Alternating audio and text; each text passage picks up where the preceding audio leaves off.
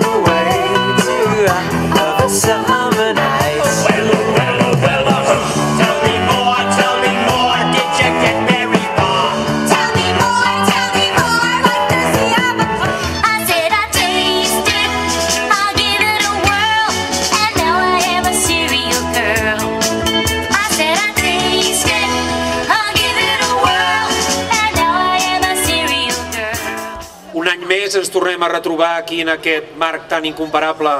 de la Masia del Volabà, on realment respira,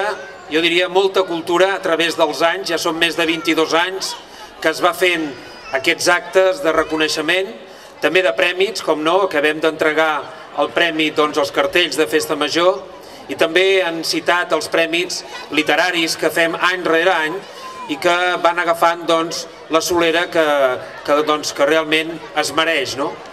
Dir també que tota aquesta mainada que hem vist, que sembla fàcil, pujar aquí a l'escenari davant de la gent i actuar, doncs això que sembla tan fàcil, jo crec que és d'admirar que uns nens d'aquestes edats tan petits s'atreveixin, que trenquin la por i que després d'haver ensajat amb molta il·lusió siguin capaços de fer el que han fet. Jo crec que tots ells, gràcies als mestres, a tot el col·lectiu que hi ha aquí, en aquesta